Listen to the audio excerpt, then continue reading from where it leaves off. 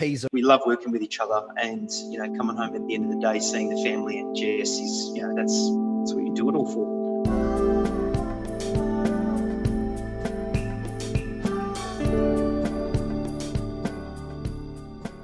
In this episode, it is my great pleasure to chat with Craig Abbott, a client and a friend of mine. We had a great chat about the secrets of a husband and wife combo, managing business and balancing that with family life and kids. How Craig has been able to develop a dynamic culture amongst his staff and loyal members, and his advice to others on how to begin their health journey. I hope Craig's infectious positivity rubs off on you as much as it does on me. Very, very, very, very excited to chat to you because there's a few points that I know the backstory of, because obviously I've known you for quite some time, even when you started Haulers back in the days when I was exercising at Definition Fitness Center in Doncaster. Tell us a little bit about what you're currently doing with Fit Club and Heavy Haulers, and perhaps why you do it. Yeah, no, good question. Well, look, I might go back a little bit further just to when I started off in the industry. It was 1997, and I started in the industry because I joined the gym and I was desperate to get results. I was a really kind of underweight, unhealthy 16, 17-year-old that wanted to just be confident in my physique, my ability. Never played sport, didn't eat well, and so I just wanted to make some positive changes to my health and feel better and look better. So I joined several gyms, and really I kind of found that no one could give me the answers that I wanted. So it kind of prompted me to go and do some education and to try and learn a bit more about how to use this vehicle and how to get the most out of this vehicle we know as our bodies. And so obviously once kind of learning all of that juicy information and on this quest to learn more, I became a personal trainer, and then was probably not all that satisfied with just doing that alone. I wanted to look at performance and how to get even more out of our bodies. So started working heavily with athletes. Now, it was through that period working with athletes that I realised, you really, even though the training's important and the routine, but you actually need a structure and you need a system where people en masse, an entire club, for example, can utilise your system, get the results, where you can track and measure exactly what kind of results and the benefits they're getting, so you could then kind of hand that over to the selection committee, and that would be one of the kind of determining factors whether they made the game or not. So you had to have some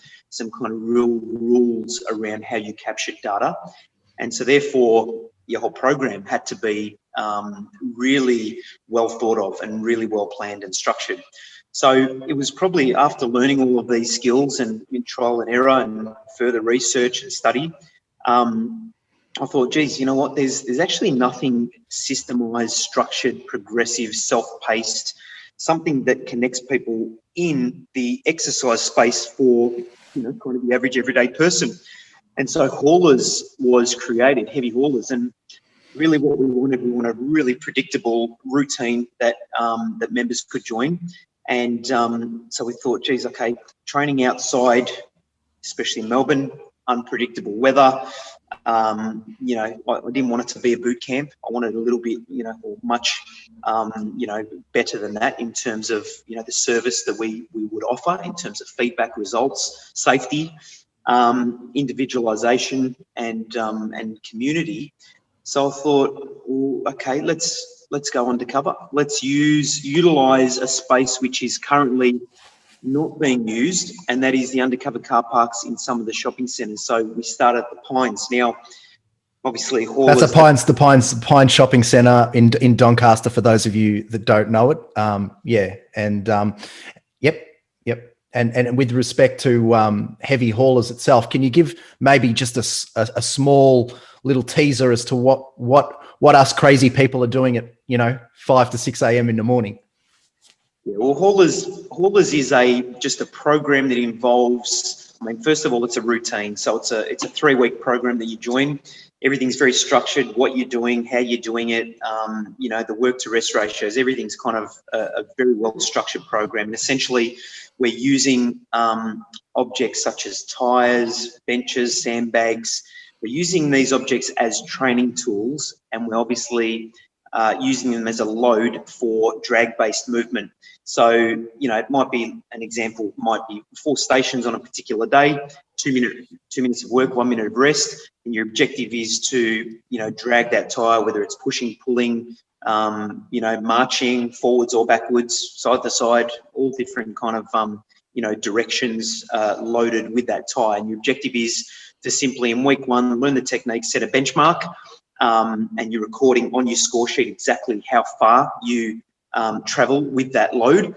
And then as the weeks go on, you just got to simply try and beat your own score. So it's pretty cool in the sense that we're not doing traditional kind of activities you'd find in a gym environment or in a boot camp. Everything's very well planned and structured. And there is definitely, even though for the outside person, for the layman, it looks like a novelty that we're using tyres, but it's not about the tyre. It's about just the tool and how we use that tool to improve, people's capacity, muscle, how to get a good energy burn, and just improve everyone's health and well-being. So that's our Haulers program, which has been going since 2007. We started, and we're still thankfully going strong. We're doing something right, hopefully. Definitely. And a lot of our members have been there since day one, so they definitely feel as though they're getting the benefits from it. But yeah, that's what probably led me to creating the Haulers system of exercise. So it sounds like your personal story and what you felt about your own personal health actually ignited the flame to start the whole thing. But I suppose you were a single man back then, and now you're a man with kids and and a great girl by your side, and with a family, it's a different proposition, obviously, to manage the business and the family. What drives you now in the business, in terms of what drives you to do what you do now in the business, and how do you balance the family with family life with quite an intense business, actually, very, very intensive business. Yeah. What drives me? I mean, there's a few different things that drive people to succeed in business, and really my scoreboard for success isn't just about our bank balance. I mean, sure, that's got a part to do with it, because you need business continuity, you need cash flow that enable you to do that, but and create opportunities for growth.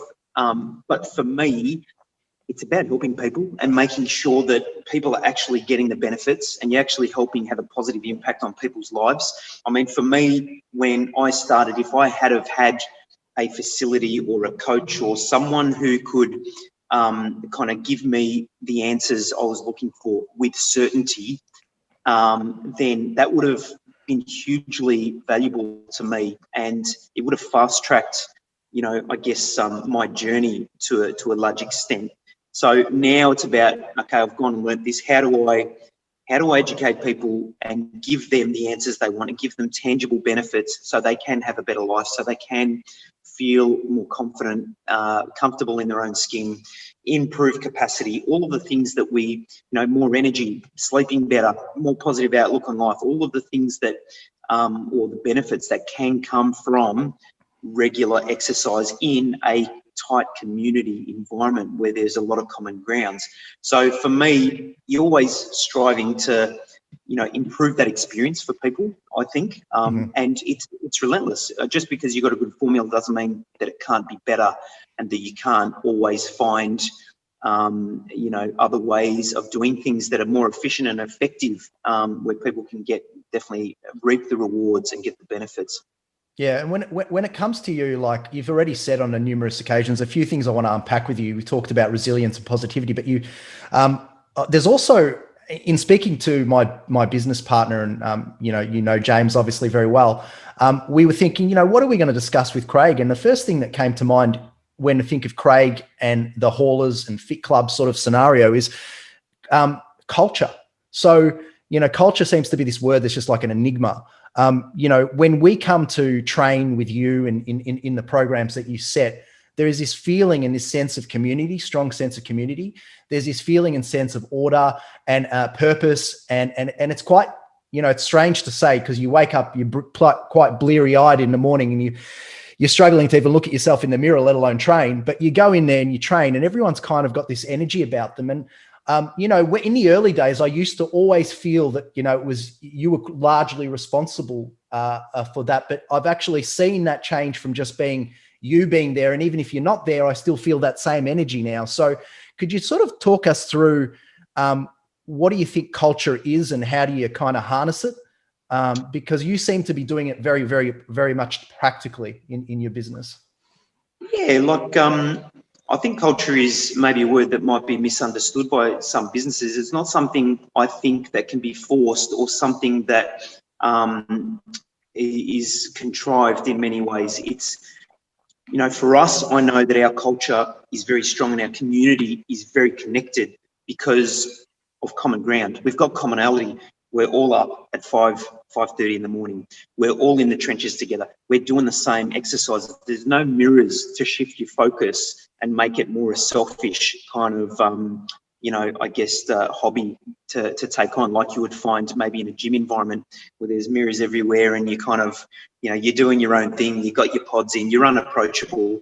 With us, we do have, as part of our standard business practice, the greetings. When someone walks in, everyone gets greeted. We kind of shake everyone's hand, give them a hug, give them a kiss, whatever it is, and we welcome them. People are welcome, and people of all shapes, sizes, ages, genders are welcome in our community. It's a flat structure. There's no egos, and I think because everyone does have common ground. If there's an exercise which is tough, it's tough for everyone. No one gets a leave pass. Everyone is connected by what we do. And there is this, I think, huge unspoken bond amongst our members, for all having that relatability to one another. So there's that. Obviously, we do encourage connection. When someone comes in, if it's a new person, we always introduce them to everyone else. I mean, these are standard business practice, but it's kind of what I would do. It's interesting, Craig, that it's a conscious and tangible way that you've actually set about developing your culture.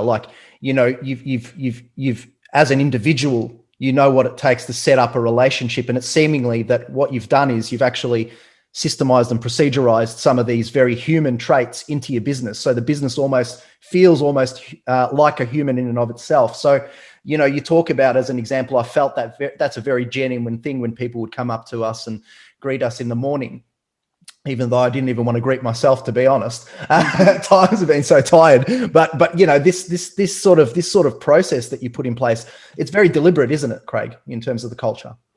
Well, it is deliberate.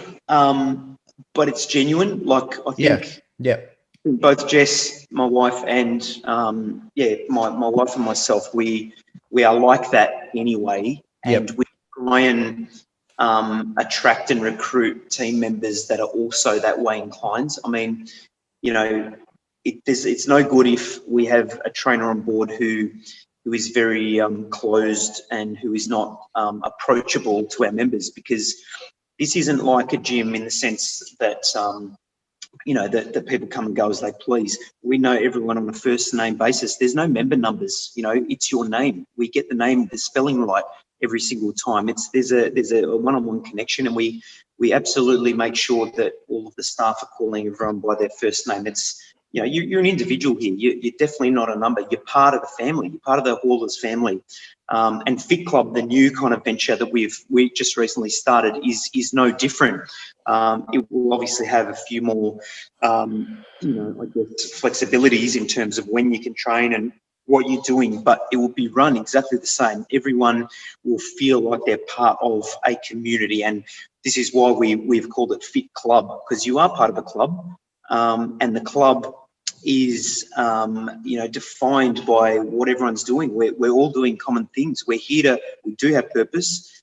Yes, we are here to connect, but first and foremost, we're here to absolutely make sure we get the most of our time exercising and all of the kind of the processes, the systems around greetings and around how we include everyone. It's an inclusive business. I think that's probably the best way of putting it. We include everyone, even irrespective of what walk of life they're from. So just to pivot slightly, again, I mentioned before, and it's come up already in terms of resilience. One of the things that I really wanted to talk to you about is how you continue to. I mean, you're one of the most positive people that I know, and it's part of the reason that I think people enjoy coming to train, because it kind of shines through the business. So, can you share with us maybe a little bit of your secrets on how to remain positive and resilient when faced with a challenge? Particularly, I mean, we're going through a pandemic at the moment. Without being overly negative about it. Of course, it's been really challenging for your business, obviously being in fitness, but you've remained very positive and you've pivoted very, very strongly during the period. Can you talk to us and share with us a little bit about your secrets to remain positive and being resilient? Yeah, I think it's pretty simple for me, in the sense that, okay, through COVID, one thing, we know 100% what we can't do. So if you already know what you can't do, I think you got to look towards, okay, if I can't do this, what can I do? And it's putting your focus and attention on moving forward and accepting where you're at. Okay, we can't do anything face to face. What can we do? How do we get to the people? Using platforms like Zoom enables us to be able to still be in front of people. So you think, okay, well, that's the only way that we can actually reach people, and that's the most suitable for us. So what do we need to do to provide continuity for people as far as their exercise routine goes? I mean, when we were in the first lockdown in March, I knew that, okay, we're going to be locked down here, and we could either really be deeply impacted. For me, it wasn't probably so much about the business being impacted. It was about our family members, our community, now not having a routine, now letting all of their hard work kind of go to waste. So yes, you want to guide them and you want to help them, but you actually want to offer a routine for them to follow. So I knew that we had to go fast. I knew that, okay, if we're going to close on the Wednesday, and that was our last session, by Friday, when they would have otherwise expected to train, we've got to have our Zoom programs up and running. And look, you don't know what you don't know. So as far as Zoom and, setting up meetings and all that kind of stuff, I wouldn't have a clue. And that might be a deterrent for a lot of people. Oh, what's in the too hard basket? I'll just wait. But you need to act quick, and you need to understand the consequences for people as much as your own business if you don't act quick. So by the Friday, within 48 hours, we're ready to go. Now, that meant sacrificing a bit of sleep. That meant, running around like a blue-ass fly, trying to get organised and learn what to do, practice, what it looks like, set up the garage at home because we had to do stuff from home. But it was a small price to pay, because once it's set up, everyone could continue exercising. And for us, that was the most important thing, exercise continuity. So, others, if they didn't understand the pressing need to do it or to see what we did behind the scenes, they might just think, oh yeah, they're lucky, or they know, or, they might think that, it's easy for them, but it's not for me. Or they might have the excuse that, I couldn't do this because of, these reasons. You can always find reasons not to do something, but you do need to, I think it's as basic as this, establish what you can and can't do. I know I can't do this, we're locked down, so what can I do? What are my options? And you have to adapt, or you will definitely suffer the consequences later. So it was a pretty easy one for me. Yeah, and so it would be fair enough if someone actually went into self-preservation mode and said, well, Zoom, I don't know what this is all about. I don't really know what to do, and so therefore create excuses. What were you telling yourself mentally to keep yourself going and being courageous through the period? Because it is unnerving, there's no doubt. So what are you telling yourself mentally as you're going through that? It's not necessarily that I'm talking to myself. It's just having a plan and then executing that plan. I think that's it. Once you've made the decision, and once you decide that, all right, this is what I need to do, that's it. There's no turning back. I'm committed. I'm committed to time, effort, resources into making it happen. And it's one of those things that you need to be like a dog on a bone and relentless in just making it happen. That you need to make it happen. It's as easy as that. There's no grey areas, I think, when it comes to that, because if you're indecision leads to uncertainty. So if you can be decisive, and if you can, once you've done your homework and realise that that's the best thing, I often talk to a lot of people, whether it be my wife Jess or the team members, and I definitely talk to our members as a sounding board and say, look, you know what, if we were to do Zoom, what do you think? Half the people said yes, half the people said no. Yep. You just got to, and I did know as well, one of the biggest challenges wasn't necessarily setting up Zoom. It was helping members understand how to use it. That was probably the hardest thing. Yeah, for sure. So, okay, setting up for myself isn't actually enough. I actually need to create some videos. I actually need to do a how to use Zoom. Yep. So number one, it's accessible for you. And number two, it's set up in the right spot in your house so you get the best experience. Because I know that, especially with exercise on Zoom, if you're not in the right position, or if you're doing it from your phone, you can't see me, or you can't see the trainer, you can't hear them, and you're gonna get pretty disengaged quickly if your exercise experience isn't all that great, and it's gonna impact on your personal routine, and it will impact obviously on us, our business, as well. So you have to think of everything. You only do that through talking, having a sounding board, and just following your own process of how to get through challenging times. And that's my process that works for us. Other people do things differently, but for me, it's about quickly establishing what I can and can't do, and then doing a bit of fact finding, and then let's get into it. Yeah, seemingly from a my perspective, I think, when it comes to your health, there is a lot of roadblocks in your mind with respect to just taking action. It can be quite challenging to take action. It's interesting to hear you talk about the types of things that you've put in place to when you're really thinking about the individual that wants to come and get better with their health, or, and really thinking about your end member, the end person at the end. So what sort of things do you see as being reservations that people have for starting an exercise program and looking after their health? It seemingly really frustrates me, to be honest, that I feel that maybe too many people actually see a financial planner as being more important than someone at the gym, as an example, or a personal trainer. Your health is the most important thing. So what are the reservations that people have, and what have you done in your business to try to sort of combat that? I think probably the number one reason from experience over all these years has been poor previous experiences that people have had. They've gone to a gym and they've realised that, geez, a gym is no more than just a rental of equipment. There's no service, there's no guidance, there's no direction. Exactly the same as I felt like, there was something missing, because you can go to the best gym, but if you don't know how to use any of those tools, and if you don't have a routine, and there's no accountability, and there's nothing that is compelling you to be there, if there's no measurement to say that what you're doing has had a positive effect on your body, then it's gonna be very short-lived. And I think the majority of people who come to us because we have found a solution for all of those issues that they've had. You've got guidance, you've got structure, you've got a program, you've got measurement, feedback. There's a compelling reason for you to do that. You've got purpose to each and every session, and it's very clearly and plainly defined.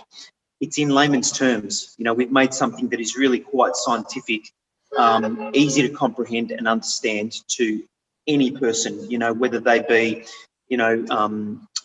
school, in primary school, where we run some sessions of haulers, all the way up to our oldest members who we've had people in their 80s who have trained with us. So it's really a basic human kind of thing that we do. But I think that's probably been the biggest reason why people don't want to commit to their exercises, because they haven't found something that ticks those boxes. So, we obviously measure our retention. We've got a reward system that people, every time they come and exercise, the meters and reps, their performance gets kind of added to a tally.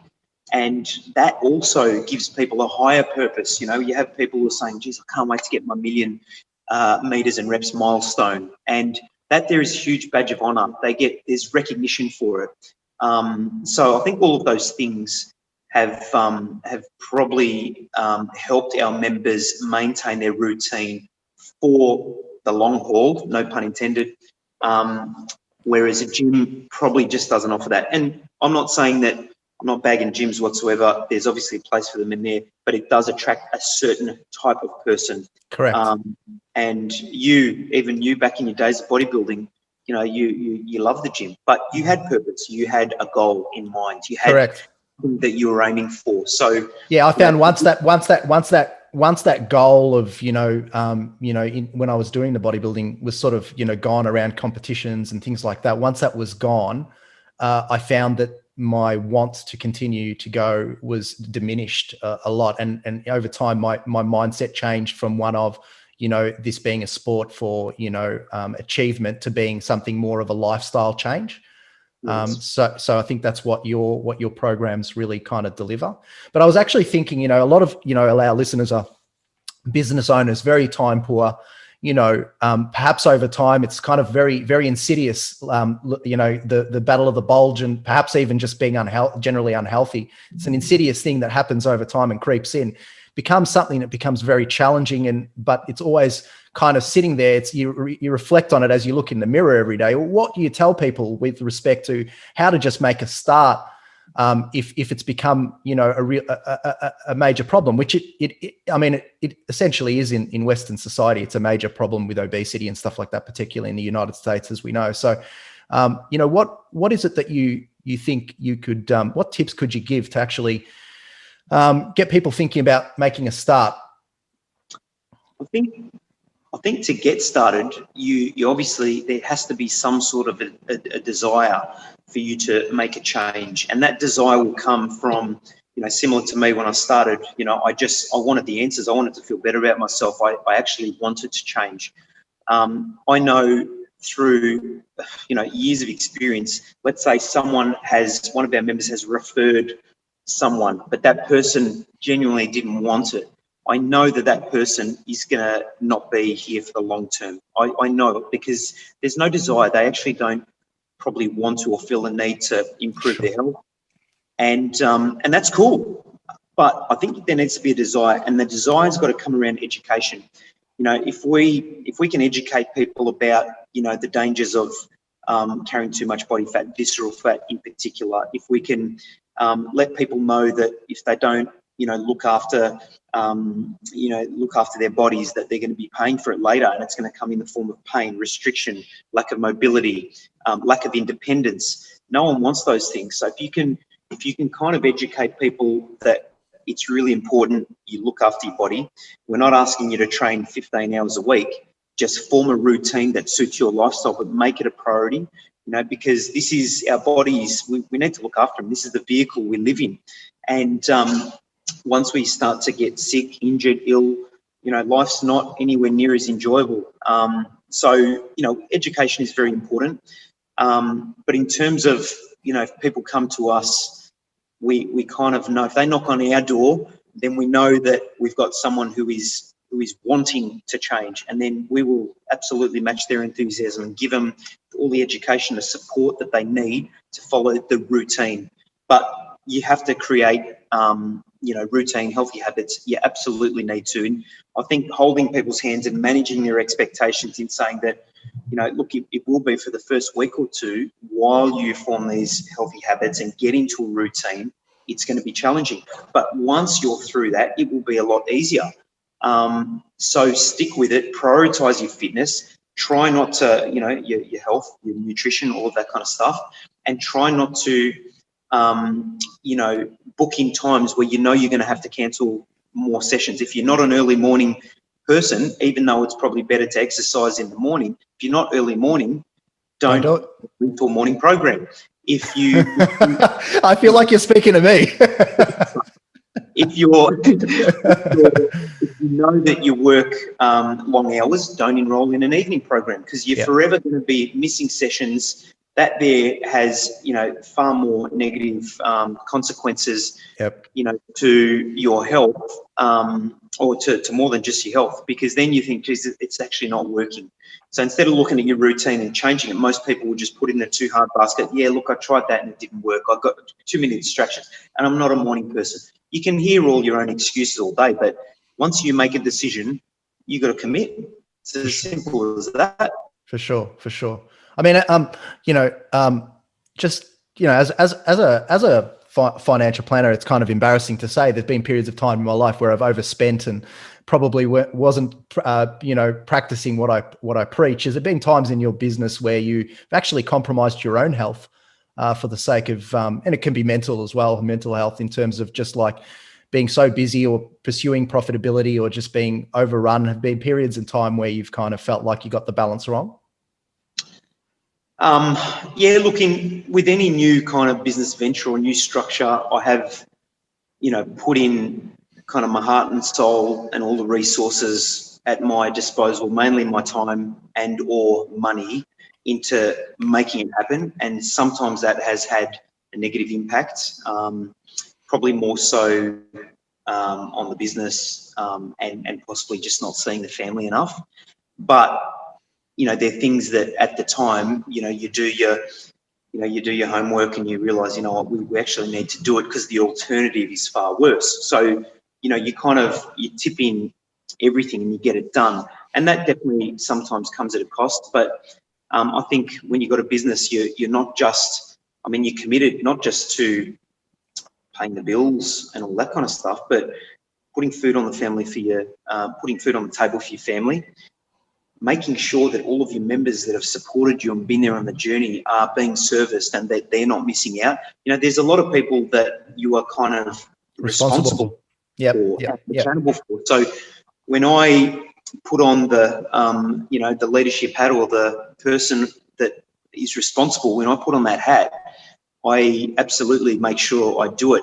I don't think I've probably compromised my health. Sometimes I have probably over-exercised, and as a result, got a few niggles, and it's definitely something that we try and encourage our members not to do, over-exercise. I've sometimes been guilty of doing that, more because of circumstance. And look, I also am a person about balance. Like, I love ice cream, I love chocolate, I love these things. I don't love them every day. I love them in moderation, but I do love them. And occasionally, if I'm not getting myself measured and scanned, I might creep up a little bit, a little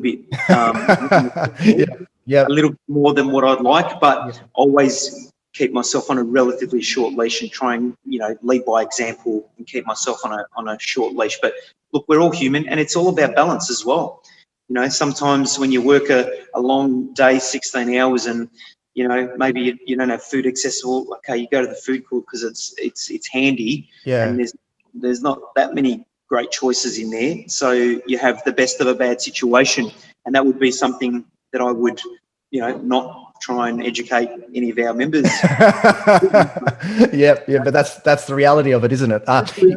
It's sparingly, and it's we're human. That's it. I'm not going to persecute myself because I have a Schnitzburger for lunch. They're pretty good. I like them.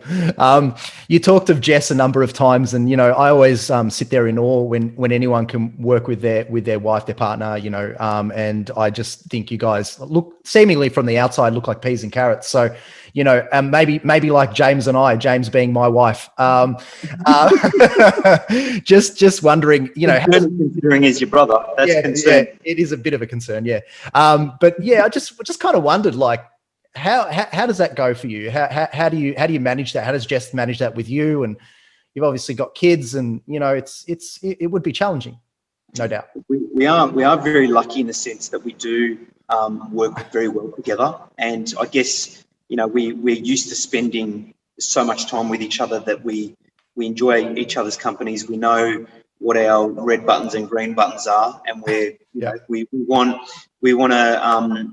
to succeed, obviously, in raising a healthy family and a happy family, and also running a successful business, and having our members really happy and part of the family. So we've got the common objective is there, So I think that's, we're in alignment in the sense where we're both going in the same direction. So, we're both flexible with each other. I know if I'm running home late, she's not gonna put me under pressure, because she knows that I'm not going out and hanging out with the boys or anything like that. That where I'm doing something representing both of us to try and better our situation, whether that be through servicing our members or whatever it is. So we do work well together, and we are very lucky. I mean, it's funny, we tell some of our mates, and they just like the mind blows. Geez, man, I don't know how you do it. I think you get under each other's skin. We're very fortunate in that sense. So, and Jess, obviously being a mother with 3 kids, we have 3 young kids. So, and she's doing a brilliant job, but she knows that, okay, this is what I do. This is what Craig does. We help each other and take on that, each other's role wherever possible, whether it be me looking after kids and taking them out, and which is definitely not a chore. Like I love it. Yeah. And she might come in and do some work or run some sessions, but we work well with each other. Look, it comes down to communication. That's what it is: open communication and ongoing communication, and a bit of selflessness in understanding that we have kind of devoted ourselves to our family, to our lifestyle, to our business, and it's all one and the same. To be honest, it's just we're very fortunate to do what we absolutely love, and even if we weren't doing it for a living, we'd still be doing this as part of our daily routine. Is the communication a bit of an organic process, or do you actually have to mindfully kind of put some structure in place to make sure that you don't fall out of kilter? How does that work? I think always, yeah. It's you've got to communicate, and you do have to kind of not rehearse what you're going to say, but if you know that you're going to have a hard conversation and that there is the potential for your message to be taken the wrong way, I think you got to look at, how am I going to deliver this so I get the desired kind of outcome? And the desired outcome is always for the greater good of either the family, the business, our members. So sure. I think it's more understanding in principle what it is we're trying to achieve, and then when you can communicate, we can easily relate to what the other person is trying to do. And look, we don't always get it right. We're human. That's it. So sometimes I'll say something in the wrong way, and she might give me a look, and then I'll know that we're pretty lucky in the sense that we really love working with each other, and coming home at the end of the day, seeing the family and Jess is that's what you do it all for.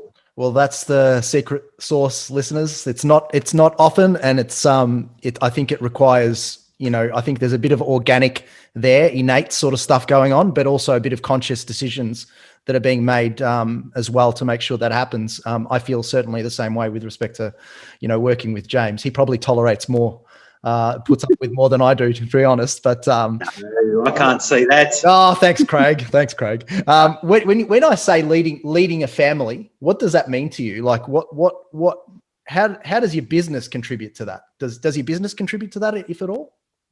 Yeah, absolutely. I mean, I think obviously we're in a position where we are leaders with what we do. We're leading people to, take on these healthy habits. We're leading by example. We're exercising with our members. We're showing them every step of the way exactly what to do, but we're practicing what we preach, and we do lead by example.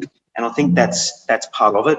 It's countless times that our members, our haulers, our Fit Clubbians have said, what's really good about your business is that you get in and you do it with us, and then you're not just barking orders or telling us what to do. You actually believe in it, and you're actually doing it yourself. And I think that's really important. And we also absolutely raise our kids and run our family the same way. I'll never tell our kids, hey, don't do that, and then I go and do it.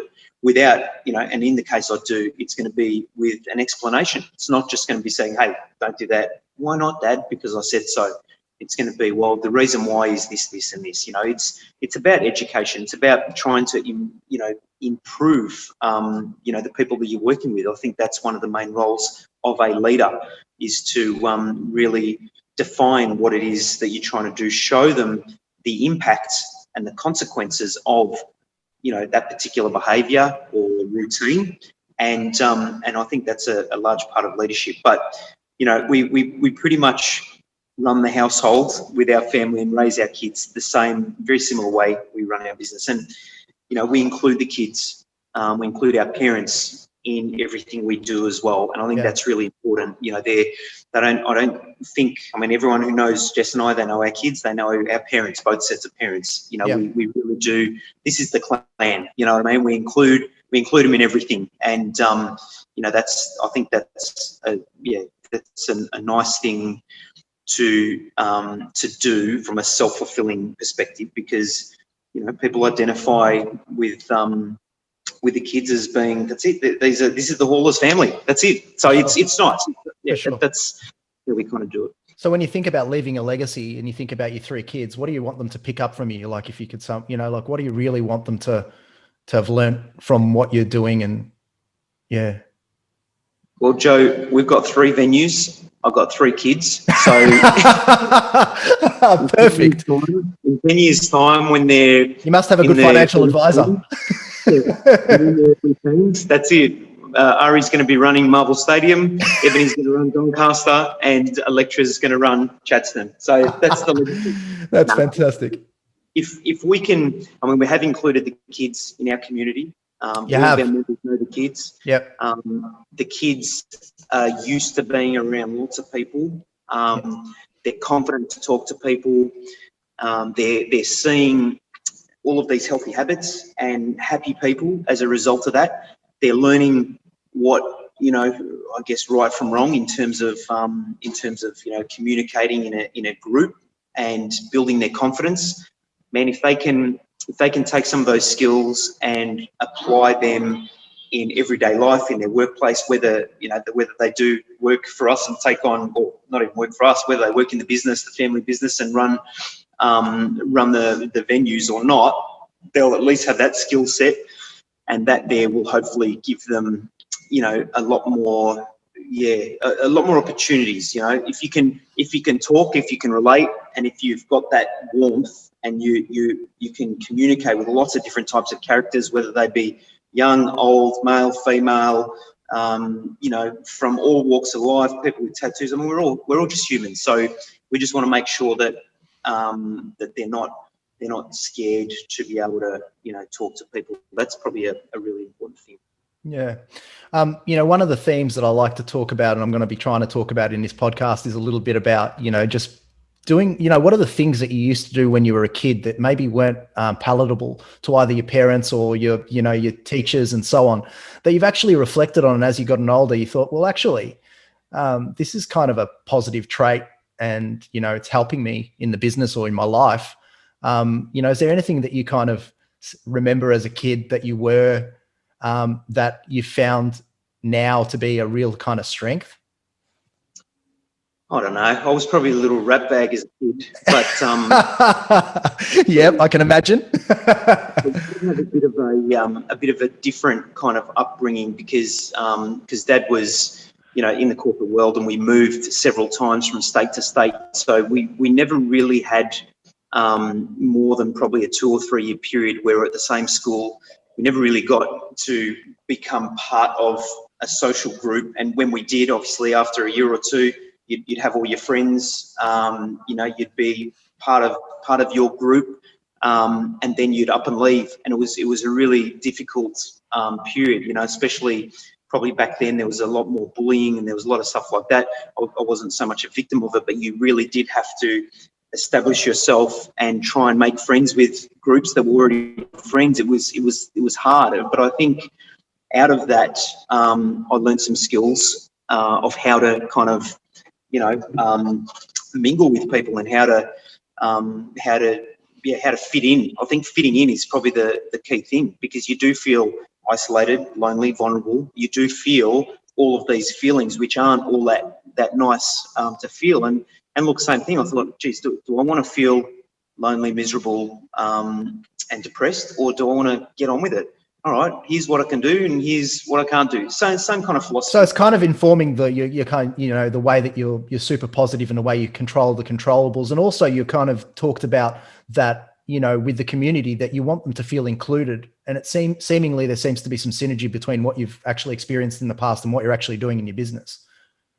100%. I know that there's people out there that, that are struggling just with life in general, whether they don't have a social network of their own, whether they, they're not feeling good about themselves, whether they're having, most people, home is a sanctuary, some people it's not. So I know that for some people it is hard. And look, when we're in a school environment, obviously, there's lots of people, you make friends, you've got your social network. When we finish school, let's say you go and work somewhere, maybe you don't see your friends as much, you could drift apart, and then all of a sudden you realise that, okay, I need to do something to include myself. I need some activities. I need to, join a gym. I need to join a club and meet people, and I know that a lot of people have chosen our business, Heavy Haulers, as a way to have a bit of a, a social life as well. And that might be for, I reckon, at least a third of the people that train here. That's probably the main reason why they're part of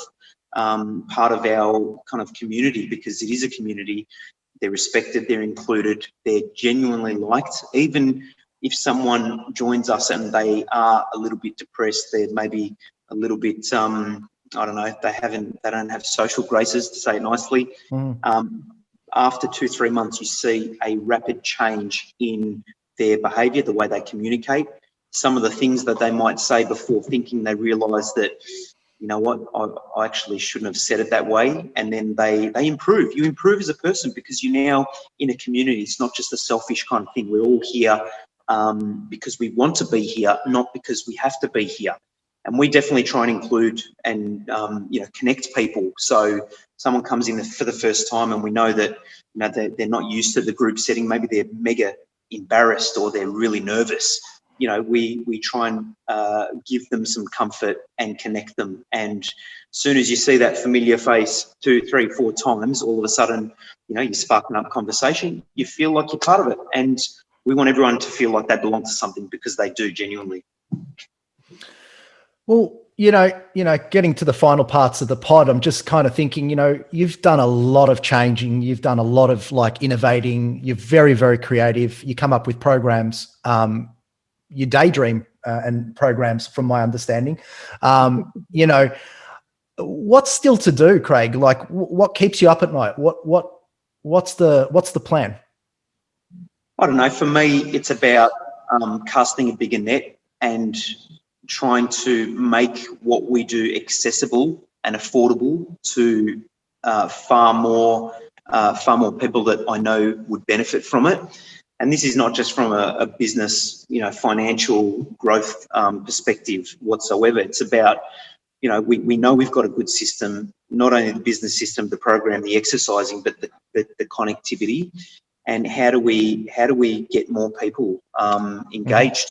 Really, that's what it's about. So for me, it was probably during this COVID time, we decided to create Phiit Club, which you can see in the background. Yeah, yeah. Phiit Club is really about offering from a business perspective, something that we can open up at multiple venues where we're not restricted by times. Haulers, we use a car park. We can only use it first thing in the morning and at night. And it's quite difficult to grow that model. So it excludes the majority of people as a result of that. Mm-hmm. And there's obviously a lot of expense because it's all service. So it is hard to scale, even though it is the best type of training. Of course. Yep. Agree with that. So Phiit Club is about making it affordable, accessible, where people can still utilise our great system of exercise, measurement, feedback, support, and in that community environment. But we're not restricted really by, the constraints we have with haulers. So for me, the next step is to bring Phiit Club to multiple sites and venues, Craig. It's to the world. That's it. Yeah, that's great. That's great. If money didn't matter, which of course it does, but what would you change about your business? I think it's probably similar lines as to what we're talking about, trying to expand. It's probably just expansion. I think identifying sites and opening them up. I think that's it. I think what we've got now with Fit Club is actually something quite unique to the world of fitness. I mean, this is a club where you can follow a guided workout. All of the reasons why people don't want to join gyms, we've got a solution for that here. You follow your workout on a tablet. You've got us here for support, but you know what you're doing when you're doing it. You've got routine, you've got connectivity. We encourage people to train with a partner because you're doing the same thing effectively, but obviously at your own pace. And if we can grow that and just take it to more people, then I think that we're really on a winner in the sense that this is just something that hasn't been done in this fashion before. So yeah, growing the business and making it accessible is really the next step for me. So if people have listened to this podcast and resonated in any way with what we've kind of been talking about, or interested in having a chat to you, is there a way of making contact with your club? Is there a way of doing that? Yeah, absolutely. They can send me an email to admin at fitclub.com.au, and it's Fit, PHIIT, actually is an acronym for Progressive High Intense Interval Training. So it's the two I's, so admin at fitclub.com.au, and I'm absolutely happy to take anyone on a tour, explain the system, just show them what we do, because it's really cool. It's actually really cool. I say that not from a biased perspective, but it is kind of, even being in the industry for 24 years, this everything, it's like a big crescendo has led to this being, this is the birth child. That's what it is. As a man that's done many exercise programs and done many things, it's the one thing. And also with me, there's a little bit of I need stimulation, different things to do. It's probably been the one thing that's been the most engaging, and it's been the sort of stalwart for me in my training, because I think, again, coming back to your traits, you innovate and you change the exercises quite regularly. And I think for me, there's still fundamentally sound exercises, and kind of there's some similarities between them, but I feel that it's engaging enough for me to continue and to keep going on with it for many, many years. And so James would say the same thing. So I'm probably throwing myself under the bus here, but when I think about myself as being what my spirit animal would be, I'd probably say meerkat, because a meerkat is very fidgety, very alert, and is not the biggest thing in the world either. So what would you say your spirit animal is? Oh man, I don't know. You throw me a curveball there. I love it. That's what I do. I wouldn't have a clue. All I can say is that I do probably see myself as a leader. I'm not the type of leader where I'm barking orders or I'm that arrogant and that I put myself on a pedestal. But I don't know, what animal has those kind of traits? Maybe a snow leopard, because of your kind of blonde hair. Why not throw a snow leopard in there? Kind of looks similar. Yeah, why not? I don't know, man. But yeah, I do enjoy helping people. That's for sure. So and leading people. So I don't know. I think I'm more a shepherd than a sheep. If a shepherd is a spirit, I know it's not an animal, but a spirit person, maybe a shepherd. Now I'm going to put you under the spot again, but I don't think this will work, but I just wanted you to kind of give us the, right at the end of the training session, just like right at the end when we're absolutely exhausted and it's just finished and we're kind of waiting like to get the towel. What are we hearing over the speaker? What's your sign off? Oh yeah. It's absolutely sinus. It's something that all haulers and Fit Club people know and community know. At the end of every program, we hear that, and it just sits there in our subconscious because we're sweating and panting. It's quite fun, actually. But look, Craig, thanks. It's been great. I think I've learnt a lot, and to be honest, I've learnt a lot off you over the years as well, just in observation of what you've been doing. And keep up the good work. You're doing great work out there, and appreciate you coming on, taking the time. Oh, thanks, Joey. It's my pleasure, and thanks definitely for having me on, and for all your support over the years as well. You're beautiful, man. Thank you. Appreciate it. Well, we've got to the end of our inaugural podcast. I hope that this one was enjoyable to listen to and there were some moments of value. Please note that anything that is discussed in this podcast does not constitute personal financial advice and is of a general nature that does not consider your personal circumstances, which is vital to the production of any good advice. If you have resonated in any way with the sentiments of this podcast, we would be delighted to direct you to our website, www.itsneveraboutmoney.com.au, for more free resources and education aimed at improving your capacity to make sound financial decisions for the benefit of your family. We wish you every success, however you define it.